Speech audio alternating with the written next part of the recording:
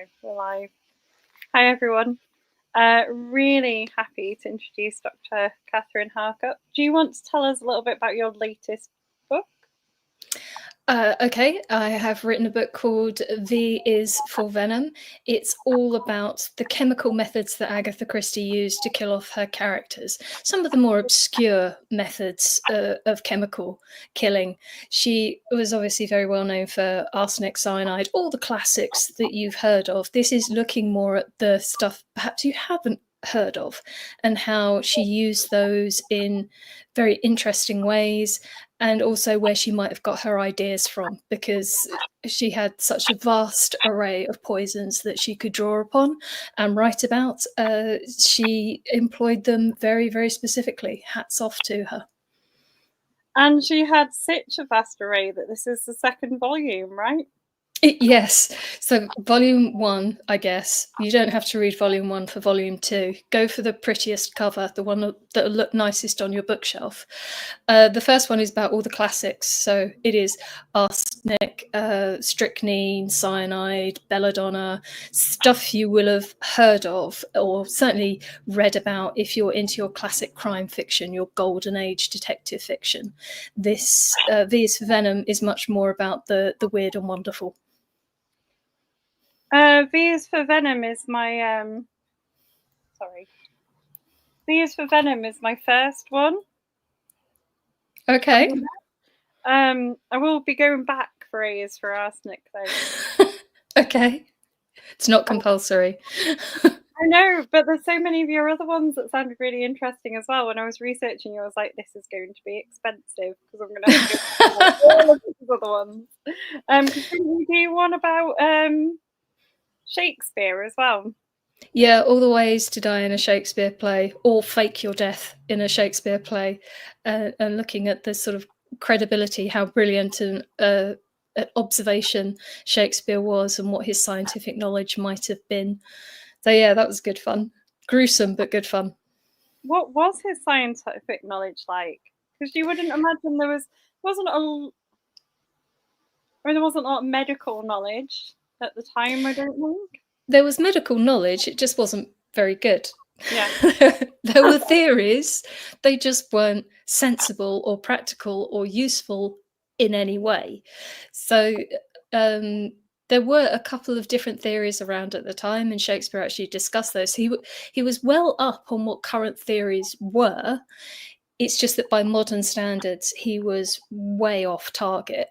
However, that didn't stop him from being very brilliant at observation. So he knew what a stab wound looked like, how it would behave, how long a person might survive afterwards, all of that kind of stuff. But in terms of what a poison might do, or say the bite of an asp might do, he also thought that all snakes were asps, which is not true. Brilliant at many things, snakes and poisons, not among them. But bless him, he wrote he used his knowledge in creative ways, and he wasn't expected to be scientifically accurate. He was expected to entertain the crowd in front of him, which he did brilliantly well. Whereas the other way around, Agatha Christie, known for being very scientifically accurate. She's so good. She's so good. And I, as someone who has a background in science, I do appreciate how accurate she was and how much trouble she went to, because she didn't need to. It's fiction. She can make up poisons to suit her world. And I think most readers of fiction kind of accept stuff that's made up as long as it fits the rules of that particular world.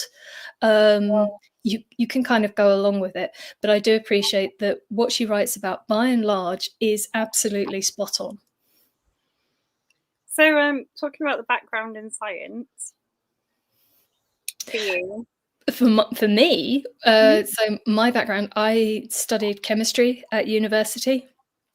And I love chemistry. It fascinates me. I think it's a brilliant science. I just don't particularly enjoy being in a lab and doing science. I prefer talking about it and trying to enthuse other people about science. So I shifted my career away from the doing of science to the talking about science. So this is one way that I try to engage people who maybe wouldn't look at a science book ordinarily, but they might look at something about Agatha Christie, and I can use her to talk about Agatha Christie, of course, put her stories into context and say how brilliant she is, but also explain a little bit of science and why she's so good as I go. Now, this is the thing I liked about it, because you put it in context. Each chapter, you sort of give a context in the terms of how she's used it. Then you kind of explain the science behind it in like a really good amount of detail. Like there's diagrams and all sorts. Yeah, I've tried. There's, if you are a scientist, I want you to have something to get your teeth into, but I also want people who know nothing about science to be able to get enough out of it to carry on reading the rest of the chapter. So you don't have to have a complete knowledge, but as long as you can grasp the main points, and all of the chapters are in the same order, they've got the same structure. So okay, I know the science bit is coming up. I can skim this bit, and I can go on to the the true crime or the fiction bit and pick out the bits that you're interested in. Yeah, I was going to say, you relate it to real, where there were real cases that. Yeah, so Christie was a huge crime fiction fan, but she also kept up to speed with a lot of true crime. So there's all sorts of true crime references throughout her books. And if you're a true crime buff, especially obviously the era that she was writing in, then she name drops all the time. All kinds of real life murderers are dotted throughout her books. So it's an extra layer that you can read into her books if you're up on that kind of thing. You get to feel smug when you're like, oh yeah, I know who Seddon is. I know who Armstrong was, and what they did to their victims. You have a nice little checklist as you go through the book. Yeah, I feel like you want to go back now and like look for all these. I probably wouldn't pick up all the references. Might now I've read your book. I don't know. I'm sure there are even more references than the ones I know about. I've read a lot of true crime as research as well as just for interest, but I'm sure I'm missing some key cases that she would have been familiar with. We've had some hellos on the stream. So Sarah said hello, Donna said hello, and she loves the cover. Oh, it is. Yeah, never mind what's inside it. Look at the cover. It's gorgeous. Yeah, like I say, just get the one that you think looks prettiest and just put it face out on your bookshelf. You don't need to open it up. It's gorgeous. I think that's selling yourself a bit short, though, saying you don't need to. They are really worth opening up. I'm glad you think so, but honestly, I just think that they're so pretty. They've done me so proud on the covers from absolutely minimal help from me, because that is not my expertise. I'm just like, can we just make it Art Deco? And this fabulous thing comes back that looks absolutely stunning. I mean, you're kind of preaching to the converted with me about sort of spreading science education and things as well, because I'm a teacher. Of science. But what made you so passionate about wanting to spread that? Oh, it's the thing that when you're really passionate about something, you want everyone to have the same enjoyment of it. So whether it's the latest TV show that you've stumbled across, or I don't know, a new flavor of crisp that absolutely everyone must eat because it's the best thing. I'm like that with science. I love it. I think it's great. It's a fantastic way of just understanding the world around you and just making sense of some of the things around you. It's a brilliant way of thinking and analyzing and sorting the rubbish from the good. So anything that I can do to encourage people to think about science in a more positive way, I am all for it, especially as science has a certain amount of baggage and stereotypes associated with it that I am trying to not necessarily debunk, but just say, you know, it's okay to like this stuff. It is interesting. You don't have to go in the whole hog. You can pick and choose and find the bits that you care about. Yeah, I think there's definitely a kind of a need to make science like fun and relevant. Yeah, only really relevant if you're trying to kill someone. It's quite a niche sort of application of science, but it is an application that people seem to be fascinated by. Our absolute obsession with murder, be it true crime, crime fiction, we love it. I mean, honestly, Sunday afternoons, what better than watching a detective story on TV? It's relaxing, but it's all about horrible murders. So I'm just trying to put the kind of the context into it, not just in terms of Agatha Christie and how she structured her plots, but in terms of why these poisons work so well that she chose. Because she did choose them so well. They are almost, in some of her novels, they're almost like characters in their own right. And if you know a bit about the poison, you can appreciate how well constructed her plots are. I do like how you do occasionally mention that it's not sort of a very good poison to use now, though. Oh, no, honestly. You're like, you can find out really quickly if you tried this now. Yeah, the same goes for virtually every kind of poison that you might come across. Poisons are a terrible idea for killing people because they do leave a very distinctive trace in the body that will be found because toxicologists are fantastic and persistent. And yeah, I mean, covering your tracks is difficult. So, I mean, the bottom line is please don't kill people. But if you're going to kill people, for God's sake, don't use poison because it's a terrible, terrible plan. But as you were sort of saying in Agatha Christie's time, because I think this comes up quite a few times in it, that the tests, but I mean, poisons were much more readily available, but also the tests weren't as good. Yeah, it depended on the poison. They were extremely good at detecting things like arsenic. I mean, they'd perfected that in like the 1850s. The tests for it were incredibly accurate in very, very tiny amounts. So arsenic poison was going to be detected from about 1850 onwards. So you had to be really creative in how it was used. Certain other plant poisons, so-called plant alkaloids, they also became very easy to detect because they were used quite often. So by using obscure poisons, you might think, oh, you'll make it undetectable. Well, it's detectable. It just might be more difficult to identify. And that's where the skill of the chemists and the toxicologists who are involved in this process really comes in. So yeah, the tests over time have got more sophisticated. Our means of extracting tiny, tiny amounts and actually identifying them are much more sophisticated than in Christie's day.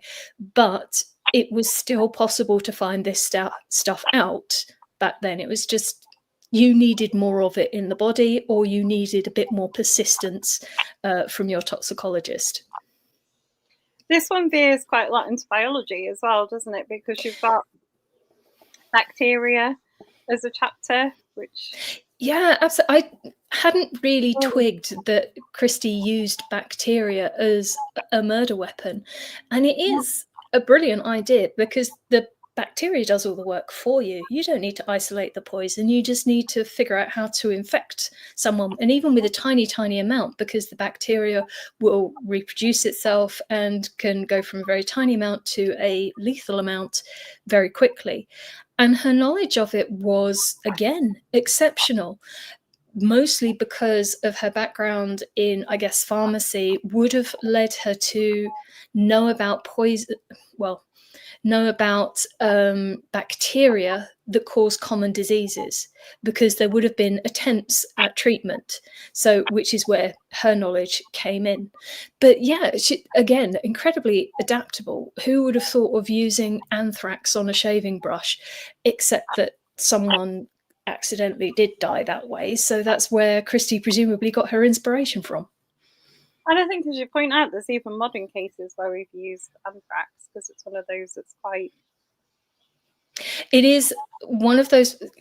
this is something else that surprises me about Christie. We have a very nostalgic view of her stories. I think thanks to the TV series mostly, they have been locked in the 1930s forever. When actually, I mean, she was writing into the 70s and she reflected the times that she was writing in. However, we think of all of those stories as in the 30s, or if it's the Marple series, in the 50s. And actually, those poisons were, quite typical for the time. You would expect arsenic to crop up. You would expect strychnine to be in the sideboard because there was strychnine in everybody's sideboard in the 1920s, of course. But there are cases today where some of these more obscure poisons have been used, or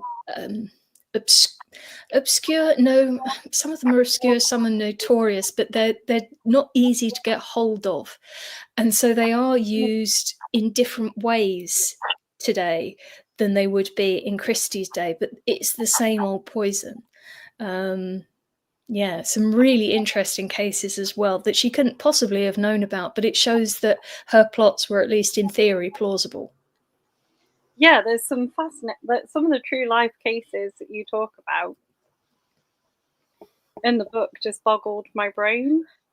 Terrifying. I mean, there's some of the ones that a lot of people will have heard of, like the Dr. Crippen case, who allegedly poisoned his wife, chopped her up, and buried her in the cellar. But there's other cases from, like, there's a case in India where a couple who were married to other people but wanted to get rid of their respective spouses decided to poison them and make it look like natural causes. So they just went through, like, the whole pharmacy shelves trying to poison off various, their wife and their husband. And yeah, it was one of those cases that I'd never heard of, but it was a really big deal just before Christie's was starting to write. So she probably knew about it, and it's possibly where she got her inspiration from. But yeah, they were using all sorts of obscure stuff that used to be considered a medicine, but is now definitely on the poison list rather than the therapeutic list. So this is where I think the change between the modern and the older stories is highlighted, as it were, because some of the older true crime stories, yes, it's the conventional arsenic, whatever, but because they were available as medicines. Now they are most definitely poisons. So the people who can get hold of them are much more restricted. So it's much more difficult to get hold of this stuff. So it's not as publicized, I don't think. It's not as common, and it's not as, because it's detectable and treatable, the outcome is more likely to be a good one rather than a fatal one. Yeah, the two other things I took from the book that were really interesting is I kind of knew one about the kind of difference in dosage from being medicinal to being toxic is not very big. It depends on your drug, most definitely. But yeah, that's an interesting thing. I think that a lot of people reading probably wouldn't know. Yeah, this is something I do a lot of talks about poisons, because everyone wants to know how to kill people, especially poison them. And that is one of the things that seems to surprise a lot of people, is that literally everything is a poison if you get the dose high enough. You can be killed by water if you drink too much of it. You just have to drink such a lot of it that your victim will notice. So the poison, people seem to assume it's a poison only if it can kill you in tiny amounts. Well, anything can kill you if you get to the lethal dose. That just might be a very, very large amount. So yeah, it is all about dose. And Christie understood that so well, because she used different doses to produce different effects. Things like chloral hydrate, which I think most people might have heard of as knockout drops, or Mickey Fins.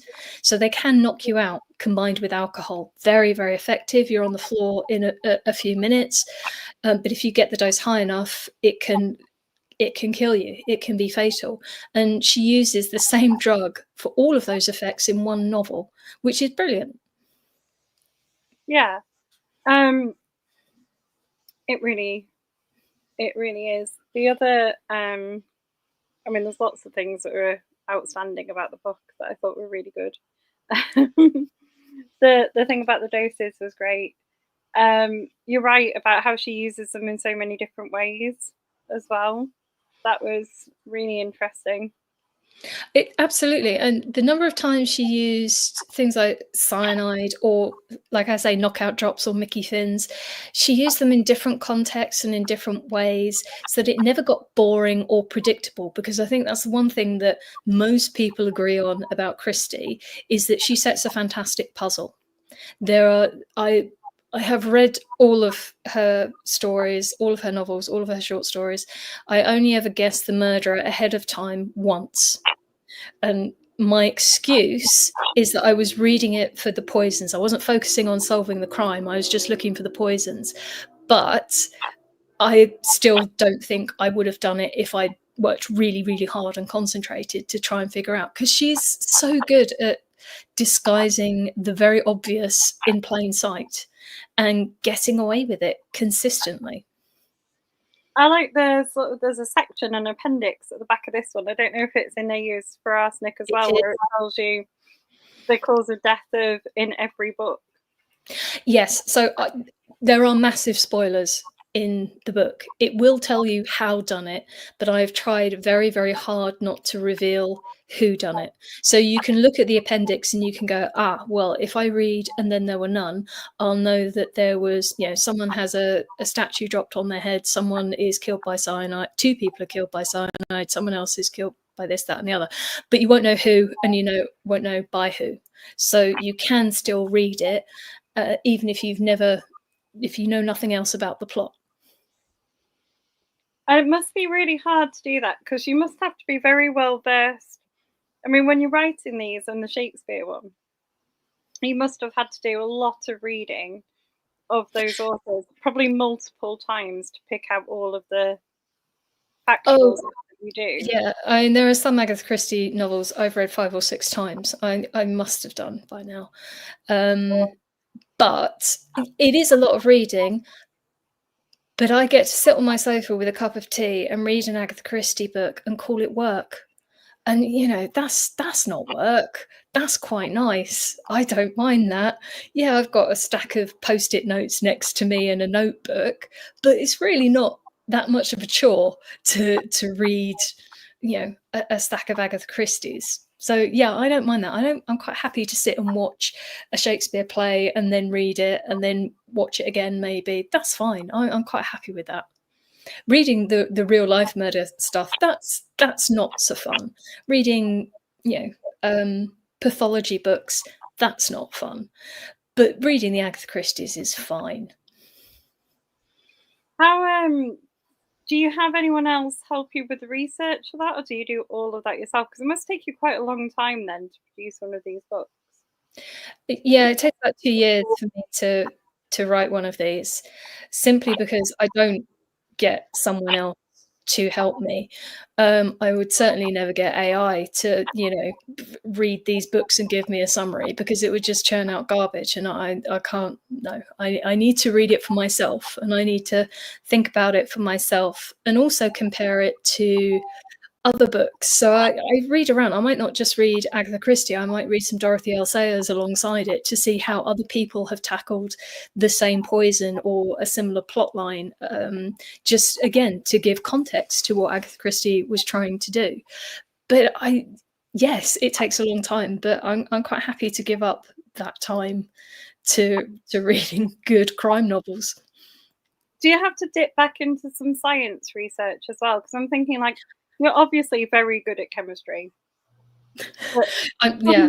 Where you're writing, like the biology bits, or like how a neuron, like how the synapse transmits things, you must have had to go and do some serious hardcore research into that. The chemistry will help, but it's not going to be something that you will have necessarily.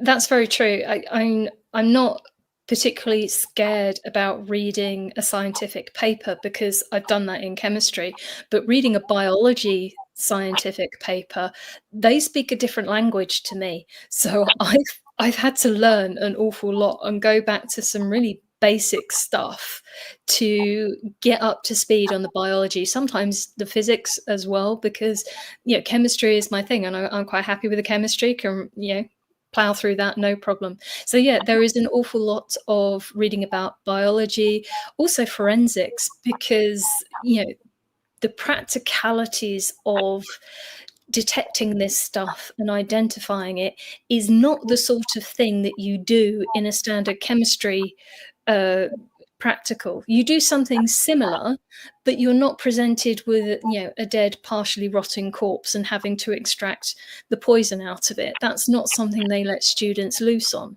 So you have to learn, there is a lot of reading around, well, what bits of the body do you actually test? What are you looking for? What also the medical side of it, what symptoms are you looking at? What, okay, it affects the nerves. What does that look like if I were to be in the same room with someone affected by this? So yeah, there's a whole range of science that I have to get up to some speed on, and I will read obviously more deeply than ends up in the book, because I've got to understand it first before I can write it out. So yeah, but it's always interesting. I learn so much in the process of researching these books, and I've always enjoyed the learning aspect of research. It was just the doing it I didn't like. I like the learning aspect of kind of non-fiction in general. Mm. When you're All reading sorts of stuff that you've never knew that you needed to know, but all of a sudden it crops up and you're like, oh yeah, of course, that's why that is. And a little chunk of the puzzle that is, everyday life slots into place. It's a lovely feeling. But it takes a real knack to take those concepts. So I know your biology is good because that's my field of science. Okay. So I was like, yeah, I believe, I'm happy with all the biology stuff I've read. I know that. Okay, that is a genuine compliment, because my biology is basic. Yeah, you see, my chemistry is probably but I really liked how you brought the level down to sort of explain it. So you're taking quite complex ideas like chirality and stuff, but you explain it really well. Like I was reading that going like, I really like how this is explained. It's sort of done in a way that's going to make sense to anyone. I have found that, so as a teacher, you obviously have an audience in front of you regularly, and you're trying to explain what are quite difficult concepts and quite abstract ideas to, a group of kids. And I have some experience of that because I talk a lot about science in front of audiences, and you can see them switch off when they don't get it. And so you try a different tack. So actually, a lot of my sort of the speaking work that I did before I started writing really helped, because I've seen how audiences react to information and what order you've got to present things and how much detail you can go into, and how much, you should just, sometimes you just need to say, trust me, this is a thing. We just need to accept this and then move on to the next thing. Obviously I don't always get it right, but it was a really good kind of foundation for when it came to writing about these things. Donna's saying she was surprised how much chemistry is in forensics. She did a forensics degree. Apparently she's still annoyed about it, actually. Yeah, it is chemistry by stealth. I'm sorry to say that the chemists are recruiting you based on the word forensics, but it is an awful lot of it is just chemistry. Sorry. They don't tell you that as a kid, quite deliberately, I think. I think chemistry comes into lots of things, though, doesn't it? I mean, I did a biology degree, but it still had lots of biochemistry.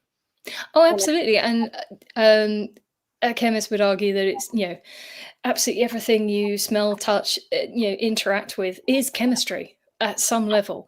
It's just not at a level that a lot of people need to care about. But when you're talking about biological systems or medicine or forensics, it is a level that you do need to appreciate. Of course, all the physicists are now shouting, saying, no, it's all physics, really. And the mathematicians are also getting angry because they're saying, well, it's all maths. But I would say as a chemist that it's all chemistry. Yeah. fair. We'll go with that. The physicists need to take a step back every now and again, don't they? True. But she says, I'm actually married to a physicist, so she maybe be a bit kinder. No, yes, all of the forces between all of that chemistry. Yes, that is physics. Yes, it is a fundamental science. But I do, if I have an opportunity to, I've had some grief from physicists. Every now and then I like to give a little bit back. Yeah, I mean that's fair enough. The thing that really struck me when I read the book is how many poisons are survivable now. Oh God, yeah. Your chance. Like, now you can have this treatment, or you can do this, and then you're fine. And however many people, like, there's this mass poisoning, and all these people survived. And first of all, the human body is an extraordinary thing and can fend off all sorts of trouble.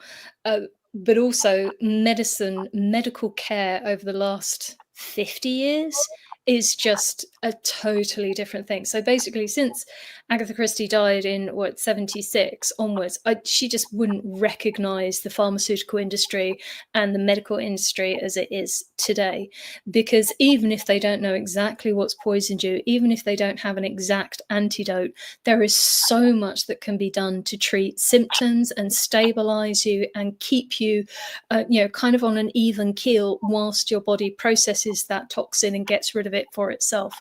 And yeah, it's just astronomical that you read these cases of this person swallowed what, and then a few weeks later walked out of hospital just fine.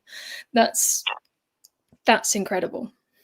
Yeah, that was, I think, possibly the single biggest thing that I took from your book was just wow. And that is absolutely not. Before reading it, thought most people would have died from most of the poisons.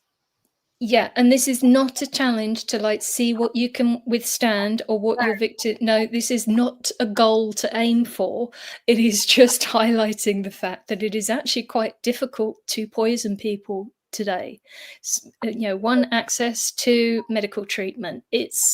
You've really got to plan it, and if you are going to plan it, all of that planning, like having my book on the shelf with passages underlined and sticky notes throughout it, your Google search history, all of that will be used in evidence. So you might, if you're really dedicated, manage to kill someone, it's very, very unlikely you'll get away with it, which I think is also why we like Agatha Christie, because justice is always served. I don't think we like the idea of people who get away with it. And they never do in Agatha Christie, because there's always a Poirot or a Marple or someone else to go, aha, I see the flaw in your plan. And today, science and forensics will be even better at that. You're quite good at pointing out that she's not just a kind of a cozy writer as well. There's a lot of thrillers and some quite gruesome things. Yeah, again, I think this is the sort of nostalgia we have for Agatha Christie. We think it's all, cups of tea full of arsenic and knitting on the village green and, the vicar looking a bit suspect. But it's really not. There are some gross descriptions. She's not so good on bodily fluids. She tends to gloss over bodily fluids. But in terms of symptoms, she's usually pretty accurate. She uses some horrific poisons. It's not all set in English country villages. They're not all murder mysteries. She is an incredibly diverse writer. And I think she also is much maligned because she writes in very simple sentences, very simple prose. But I think that is actually an attribute. It is a real skill to be able to get across that kind of complex plot, all the necessary scientific information you might need to solve the crime, and to do it in language that absolutely no one feels that they are being lectured to or that they're sitting in a science lesson. It's just part of the story. And that takes real skill. And because she does it so apparently effortlessly, I think people are like, oh, she's not very good. She's, it's all a bit twee and a bit obvious. I don't think it is at all. No, I'd agree with you. Donna said, okay, Ben, post-it notes, clear the search history, and then she's grand. No, sorry. Digital forensics is something I don't know very much about, but I know it's very good. Clearing your search history is not enough. Pressing delete, not enough. Definitely not. You can't get away with claiming you're a crime writer either if there's actual bodies. No. You start growing stuff in your garden that's, no, people are going to ask questions, especially when you've looked up all of that Wikipedia information. No. Well, having said that, lots of people do just have things growing in their gardens that are poisonous. Oh, yes, so I do. Yeah, I've got loads of foxgloves out there. They're very pretty. I like them. I'm not planning on killing anyone. Not that I would admit that anyway, but I'm not. Well, we'll take your word for it. So we've got Agatha Christie, Shakespeare as your literary ones, but you have got some other things as well, and like super spy science. Is that right? Yeah, I mean that's looking at science in Ian Fleming's world of James Bond. So yeah, that's a mix of the books and the films that we all know and enjoy every Christmas, or I don't know, they seem to be on every Thursday night at the moment. So yeah, it's just looking at another franchise in pop culture with a heavy death toll. So Shakespeare, Agatha Christie, Ian Fleming, lots of death. And that seems to be the little niche that I've written myself into, is death in literature and pop culture. So I've also written about Mary Shelley and Frankenstein, which is kind of the other side of death. So if you've killed someone, you're thinking, oh, that was a mistake, I'd quite like to bring them back. Read the Mary Shelley one, because that's about digging up dead bodies and bringing them back to life. Which is interesting. And an interest in vampires as well. Yes, that dates back to when I used to go into schools and try and encourage kids to be interested in science. And I'm sure you can appreciate that can be a challenge at times. It doesn't always go over well. So instead of standing up saying, oh, if you become a scientist, you can get this career and this salary and this, all of those boring stats that teenagers do not care about, I would stand up at the front and go, you know about vampires, right? Let's suppose that they're a real thing. How would we detect a vampire? And we would have a discussion about how you would detect a vampire using scientific methods. And even the kids that hate science, they'll apply science to detecting vampires because it's fun. So yeah, again, it's any way to sneak in a bit of science through pop culture and through the side door. Yeah, I'm pro that method myself. It's very effective. Up with, yeah, random ways of doing things. Yeah, and it's very difficult if you're a teacher. I feel very sorry for teachers because they've got a curriculum to get through and there's not much time. Whereas I just stand up for half an hour. I've got no curriculum that I have to stick to and I can just talk about whatever. So yeah, I can stand there and talk about vampires for half an hour. Whereas I think some teachers would be like, yeah, we need to get on to the cell cycle or, whatever, the citric acid cycle.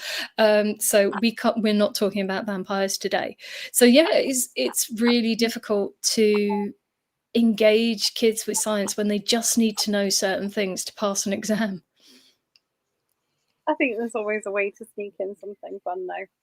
Definitely, and I would encourage it wholeheartedly, be it vampires, zombies, whatever it takes.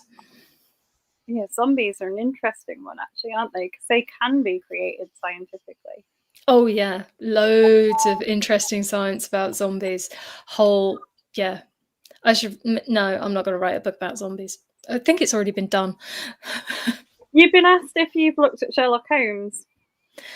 I have read Sherlock Holmes. I haven't really studied him other than comparing him certain stories to Agatha Christie, because Christie was a big fan of Conan Doyle, and there's obvious plots or ideas that she's taken from the Conan Doyle's repertoire, and she's twisted it to make it her own. So yes, I have done some direct comparisons in very specific cases, but I haven't looked at the whole thing in any great depth. Having read them all, though, I have to say his science is not nearly as accurate as Agatha Christie. That's not to his detriment, because, as I say, it doesn't matter. It's accurate within the world that he is writing about, and that's all that really matters from a fiction writer's point of view. But for me as a scientist, there's not an awful lot for me to go on. There's also, it would just sound like I was just, hating on the guy, because I'd be like, no, this isn't right, this isn't right, this isn't right, when actually it doesn't matter. You could. Did he extend out into other? He was definitely a spiritualist, wasn't he? He was a spiritualist. I have read some of his other stuff. I've read like The Lost World and some of his science fiction. Science fiction and stuff, didn't he? But I don't know how it compares for science even in that. It's not great. But I haven't read everything that he ever wrote. I've only really read the Sherlock Holmes and The Lost World and a couple of other short stories, and they're interesting ideas. And obviously, Holmes and Watson are very beloved characters. But from my point of view, from what I write about, I don't think I could get a book out of it, and it would just sound like, I hated it, and that's not true. Is it sort of coming more recently from Agatha Christie? Is there an author that you would love to do that kind of deep dive into, because you think there is lots that they use that would be interesting to talk about? I have to say, I don't read a huge amount of contemporary crime fiction. I have read recently some of is it Robin Stevens who writes young adult, but it's very much in the style of the classic Golden Age crime. The one of hers I've read is Arsenic for Tea, and I can go through that and say, yep, that's spot on, that's spot on, that's spot on. And I can see that she is very much a writer who loves Agatha Christie and is not necessarily aping her or mimicking her, but is inspired by her in that kind of world. So there's a few writers like that, but it's interesting that I think poison and chemistry is certainly a world that certainly something that lends itself to Golden Age crime in a way that it doesn't to more contemporary stuff. Although I've yet to read, there's a Rob Rinder novel that I'm told features Botox, which I haven't read yet. But I need to, because I do talk about Botox in my talks. So there might be authors out there that I just don't know about that I need to do a deep dive from. But as I say, contemporary fiction I've read a lot less of, because 83 Agatha Christie books takes up your time. Yes. Donna said, can you read a book with science in and just enjoy it, or you're always picking up on stuff that's wrong?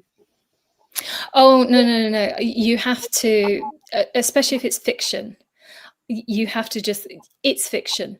I've sat through James Bond films many times, and if you want to even vaguely enjoy them, you have to brain out, don't think about this too much, just enjoy it. So yes, I can. And it doesn't bother me if there are inaccuracies, because that's not the point of it. It's not a documentary. It is there to entertain. And as long as it ticks that box, that's fine. So I can watch all of those kind of I can watch all of those sort of superhero movies and science fiction or whatever, and I will enjoy it at the time. I might on the way home afterwards go, well, obviously, but that's kind of like a second enjoyment of it, picking it apart and finding all of those plot holes that if I was Blofeld, this is how I would take over the world and how I would really kill James Bond, and not just tie him to a table and try and laser him into, because that's not going to work. Yeah, I think that's a fair point. I'm okay unless there's something really glaringly, obviously wrong. Yeah, I think if it doesn't fit the logic of the world it's working in, then yeah, that's awful.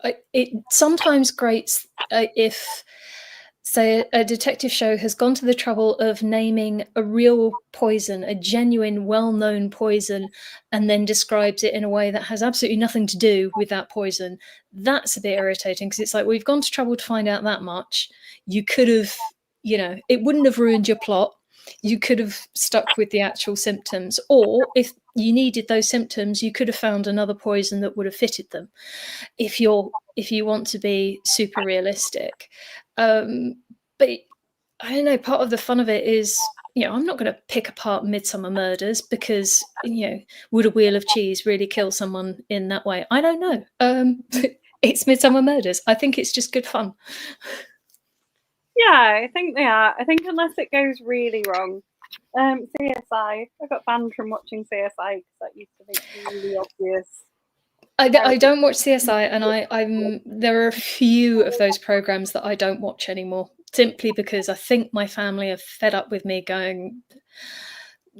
And it's not even sometimes the science stuff; it's the way they present sort of police procedure. It's like, you're not allowed to be in that interview. What are you doing there? Why isn't the detective wearing the full suit when they're poking around at a dead body? Because you're leaving your DNA and your evidence all over it, and you're ruining your court case. So that sort of stuff, because I think actually the general public knows an awful lot more about police procedure than perhaps we did 20, 30 years ago. So I think it's, you could follow the rules and not ruin your drama. And I think there's an appetite for people who then enjoy that kind of stuff to then go and read things like the books that you're writing to find out more about how that works. Yeah, I mean, the number of books there are about sort of police procedure, forensics, and they're hugely popular. And why the hell not? Because it's almost like those detective dramas are the gateway drug to the hard science, which I mean that's what I'm trying to do. I'm via Agatha Christie. I'm just blessed that she's pretty accurate. So yeah, if it does get people reading more about the actual goings on in a forensic lab, then that's fantastic. It's just a shame. I don't know, does it spoil it for other people when they go back and watch the drama? Maybe they're just, like me, they're just there for the drama. Do you have a work of fiction or a movie or something that kind of inspired you in your science journey? Oh.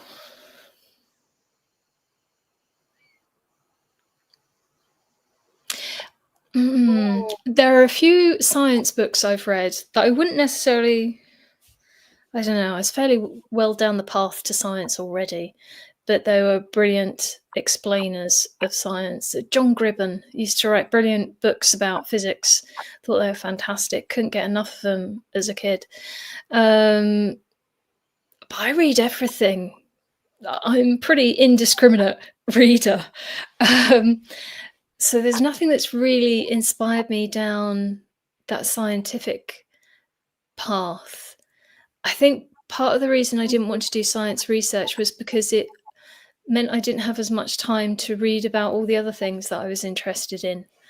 So that's why I'd much rather know a little bit about lots of things than an incredible amount about phosphine chemistry, which is what my PhD did for me. But I could live without that. I don't need that information in my head. It's unfortunately there now. But I'd much rather push it out and find out more stuff about other writers that I just haven't got around to reading yet. In terms of films, I think there's lots of films that I've seen that it's like, oh God, you did that really well, or that's actually a really interesting take on.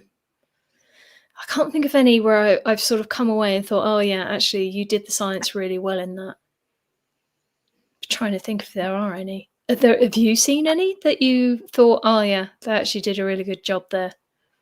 Jurassic Park is my go-to. Jurassic Park Okay. entirely influential on me and my choice of things to study. Okay. That explainer at the beginning of the first Jurassic Park of how genetics works, it's like, okay, that is a good primer for genetics. Yeah. I don't think there's. I get the cloning process pretty accurate as well in it. Yeah. The science content, it is pretty, but then it is written by a scientist, so. It is, but there are, again, exaggerations within the science of, oh yeah, all the missing bits, we'll just fill it in with frogs. It's fine. And we'll just go with it. But it might not have been the best plan, but yeah. But and yeah, also the basic oversight of basic health and safety within that park. But again, that's the boring, me being practical about something. I'm the person sitting in the cinema. Well, not sitting in the cinema. Once I leave the cinema, I'm like, well, that volcano lair, that's uninhabitable. It looks great, but honestly, you're going to be choking on fumes. It's going to, rust up that monorail. So in terms of that, but it's quite good fun. It's just when you're in the cinema, you've got to detach yourself from it and go, okay, we're just going with this. We're taking over the world now, or we're going to build a park full of dinosaurs because we can. Yeah. Or just hang with other scientists who are like completely okay with you doing that while you watch. Yeah. I do love the kind of thought experiment of, well, if I was going to destroy all of the gold in Fort Knox, here's how I would do it. It's not how Goldfinger would do it. If I was going to create a park with dinosaurs, I'd have some bigger fences, and I wouldn't have the cutoff switch. Just anyone who just has one cutoff switch for the whole system, or one wheel that can be turned to wreck your nuclear plant or whatever it is, that is poor planning. That is poor engineering and poor design, and you deserve what's coming to you, which is being eaten by a T-Rex in a lot of cases, or being melted in your own radioactive pool. So, but yeah, it's it's mostly just good fun, and it doesn't matter. I have seen some absolutely terrible. Yeah, it's like you said, when it goes really, really bad, and you're like, what are they even trying? What point are they trying to make here? What are they trying to achieve? That's when I kind of lose it. I think they're pointing out that people who like science will sometimes do stuff just to see if it would do that, and not always in their best interests or advice. Yeah, maybe. Maybe. There is a strong case, especially when you're talking about murders, of getting the science wrong in case you start inspiring people. So I do understand why they do it, but yeah, if you're of a mind to start poisoning people already, I think you're well down the route. You can, a bit of accurate information on an Inspector Morse, it's probably not going to push you over the edge to actually acting. No, you probably work it out anyway. I think so. I think you will read around the subject and not rely entirely on the works of whoever. What have you read recently and enjoyed? What have I read recently?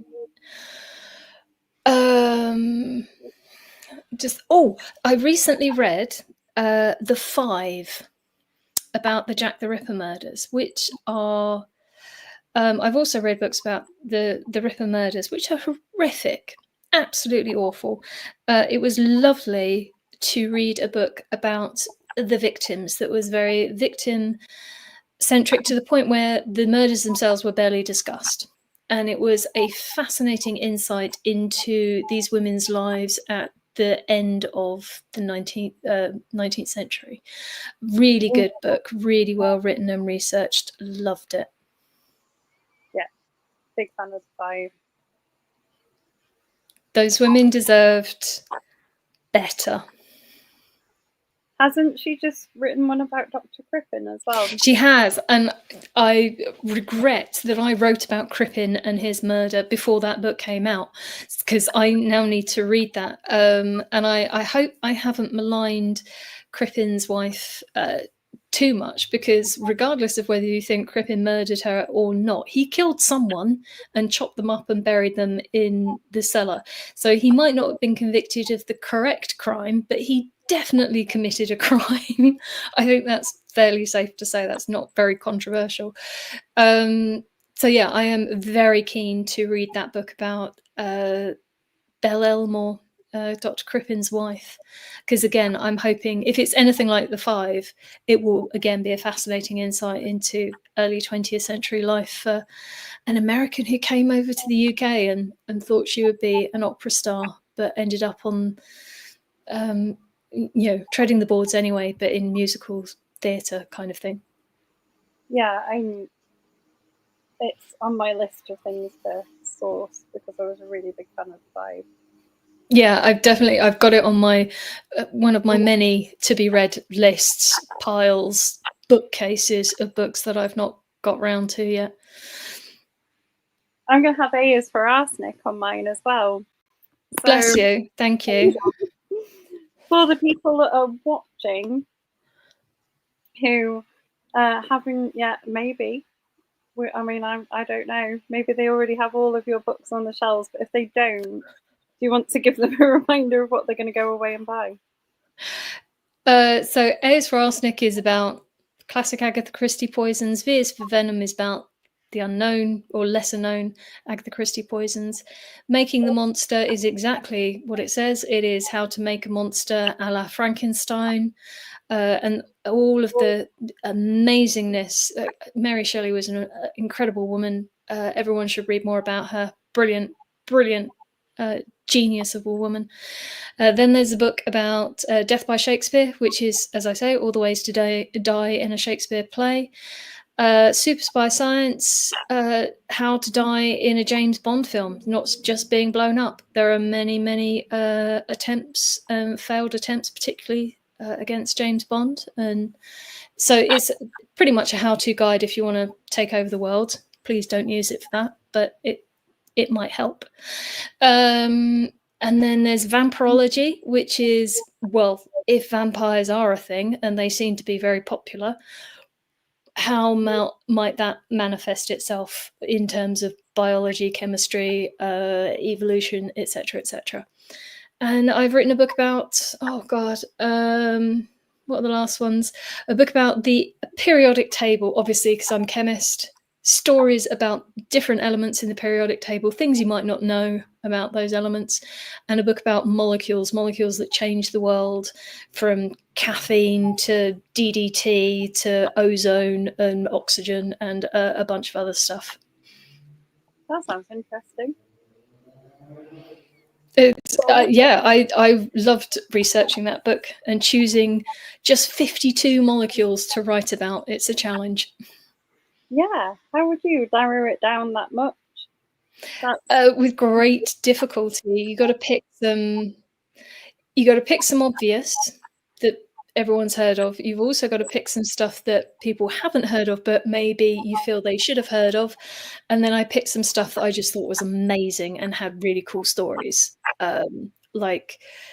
I mentioned caffeine. There was an experiment to give caffeine to spiders to see what happened to them.